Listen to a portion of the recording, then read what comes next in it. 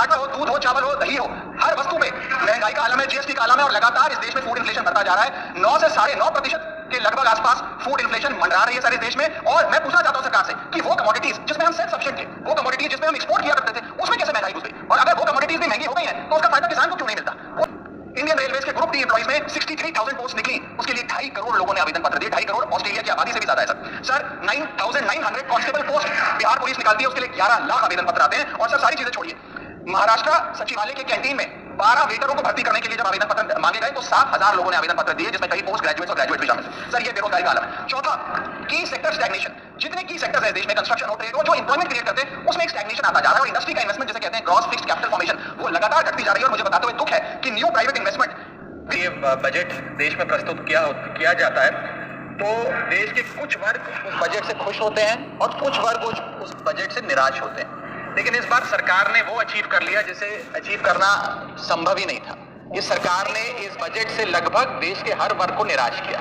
They have managed to displease all sections of our society. In fact sir, Bharatiya Janata party के अपने समर्थक भी, अपने वोटर भी इस बजट से बेहद निराश है। सर बजट 2024 में अगर आप सर इनको मुझे बोलने दीजिए, नहीं तो मैं आई बोलने तो यही मैं बैठ जाता हूँ। आप बैठो, आप बोलने दो। माननीय सदस्य, आप बोलो ना। माननीय सदस्य, क्या प्रॉब्लम है? बैठे, बैठो, बैठ जाएंगे, बैठो आप। बैठिए, आप बोले प्लीज कंटिन्यू बोलिए।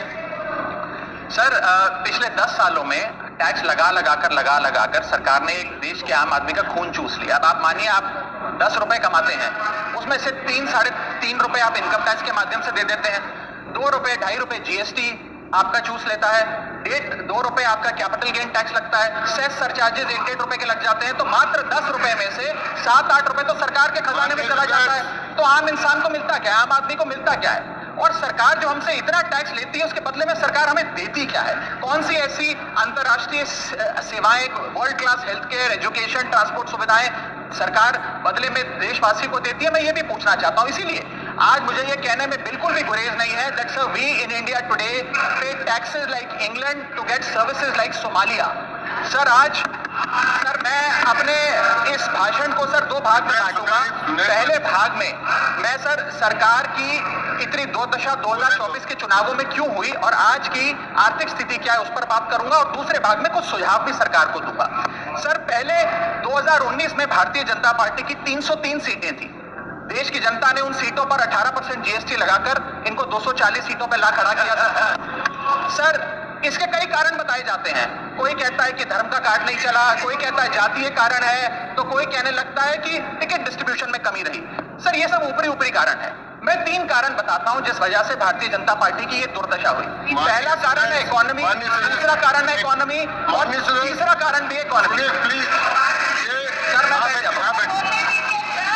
ये राष्ट्रपति के अभिभाषण पर चर्चा नहीं है, क्या आम बजट पर चर्चा है। माननीय राघव चड्ढा जी आपस में बात नहीं करें। माननीय राघव चड्ढा जी, ये राष्ट्रपति के अभिभाषण मैं बजट में है, ये आम बजट पर चर्चा। बोलिए बजट पे आप बजट पे बोलिए। सर अगर आपने मेरी पूरी बात सुनी होती तो शायद इतनी आपत्ति इन लोगों को ना होती। सर मैं यही कहना चाह रहा हूं कि कई कारण बताए जाते हैं चुनावी हार के, लेकिन मेरे मुताबिक 3 महत्वपूर्ण कारण है। पहला कारण इकोनॉमी, दूसरा कारण इकोनॉमी और तीसरा कारण भी इकोनॉमी। मैं इकोनॉमी की बात कर रहा हूं, चुनावों की बात नहीं कर रहा हूं। सर पहला कारण, सर मैं बैठ जाता हूं, सर इनको चिल्लाने दीजिए, मैं बैठ जाता हूं। माननीय सदस्य जब बैठिए, जब आपका समय आए तो आप बता देना दिल्ली में कैसे आ रहे। अभी उनको बोलने दीजिए, वो बोलिए बंद। अभी उन्होंने बना दिया। बोलिए। सर पहला कारण हार का है rural income and inflation. Sir Bharat की 60% से ज्यादा आबादी सर गांव में बसती है, लेकिन आज सर ये ठीक नहीं है सर। और इनकी तबीयत खराब है, इनके पेट में क्यों दर्द हो रहा है? इनकी तबीयत खराब है, क्या दिक्कत है? इनके पेट में दर्द हो रहा है, इनकी तबीयत खराब है क्या सर? आप बैठिए, बैठ जाए। माननीय सदस्य कृपया बैठे, बैठ जाओ, कृपया बैठे।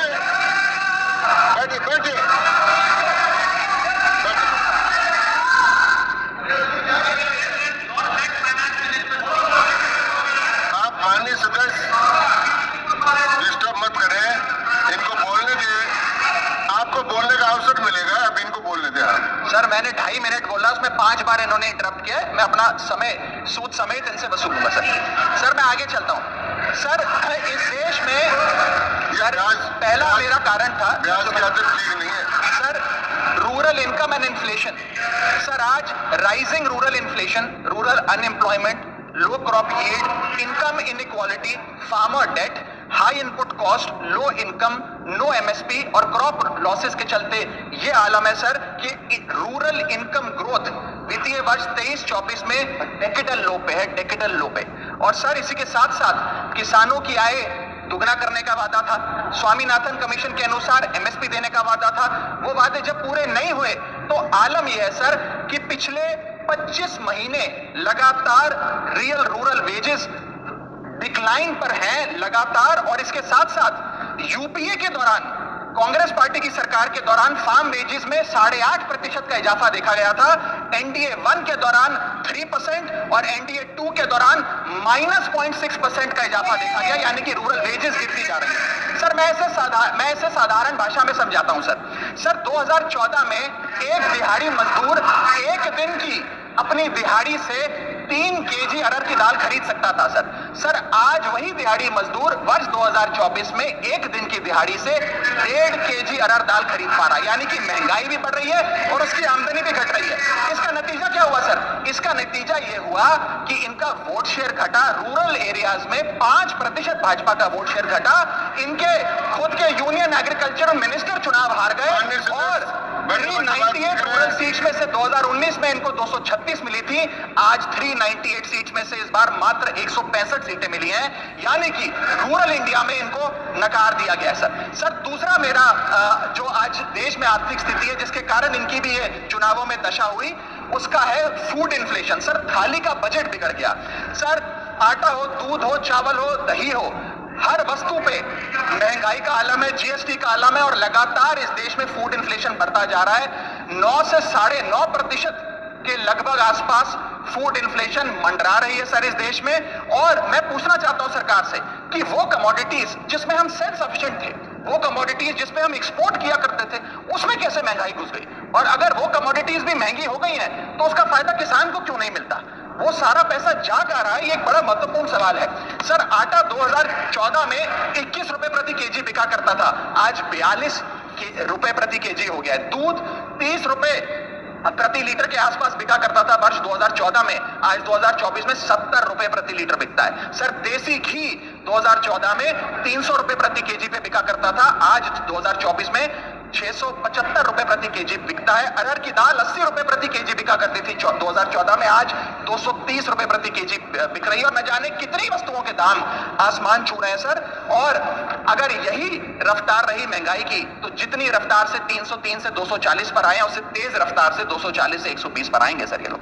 Sir third reason is unemployment, यानी कि बेरोजगारी।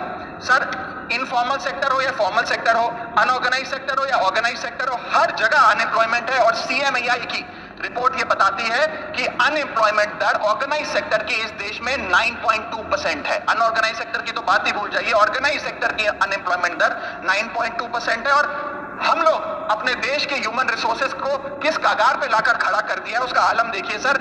उत्तर प्रदेश सरकार के सचिवालय में पीएन की पोस्ट के लिए 368 नौकरियां निकली, 23 लाख लोगों ने उसके लिए आवेदन पत्र दिए। इंडियन रेलवेज के ग्रुप डी एम्प्लॉइज में 63,000 पोस्ट निकली, उसके लिए 2.5 करोड़ लोगों ने आवेदन पत्र दिए। 2.5 करोड़ ऑस्ट्रेलिया की आबादी से भी ज्यादा है sir 9,900 constable post Bihar police निकालती है, उसके लिए 11 लाख आवेदन पत्र आते हैं। और सर सारी चीजें छोड़िए, महाराष्ट्र सचिवालय के कैंटीन में 12 वेटरों को भर्ती करने के लिए जब आवेदन पत्र मांगे गए तो 7,000 लोगों ने आवेदन पत्र दिए, जिसमें कई पोस्ट ग्रेजुएट्स और ग्रेजुएट्स भी शामिल थे। सर ये बेरोजगारी का आलम है। चौथा, की सेक्टर स्टैग्नेशन। जितने की सेक्टर्स हैं इस देश में, कंस्ट्रक्शन हो, ट्रेड हो, जो एम्प्लॉयमेंट क्रिएट करते हैं, उसमें एक स्टैग्नेशन आता जा रहा है। और इंडस्ट्री का इन्वेस्टमेंट जिसे कहते हैं ग्रॉस फिक्स्ड कैपिटल फॉर्मेशन, वो लगातार घटती जा रही है। और मुझे बताते हुए दुख है कि न्यू प्राइवेट इन्वेस्टमेंट वित्तीय वर्ष 24-25 के पहले क्वार्टर में 25 ईयर लो पर आ खड़ी है, यानी कि निवेश नहीं कर रही है इंडस्ट्री आज भारत देश की। सर पांचवा कारण है गिरती हुई पर कैपिटा इनकम, यानी कि प्रति व्यक्ति आय। देश के 12 राज्यों में लगातार पर कैपिटा इनकम घटी, उन 12 में से 9 राज्यों में भारतीय जनता पार्टी का वोट शेयर भी घटा। छठा कारण, decline in financial savings and rising debt burden on the Indian household, यानी कि एक औसतन भारतीय परिवार का कर्ज बढ़ता जा रहा है और उसकी सेविंग्स घटती जा रही हैं। फाइनेंशियली हम लोग फ्रेजाइल होते जा रहे हैं और ये रिजर्व बैंक ऑफ इंडिया के गवर्नर ने खुद कहा कि सेविंग्स बैंक अकाउंट खातों में से सेविंग्स गायब होती नजर आ रही हैं। हमारा net financial savings to GDP ratio वो घट रहा है, हाउस होल्ड सेविंग्स वो घट रही हैं और लगातार सेविंग्स में डिक्लाइन देखा गया। और नेक्स्ट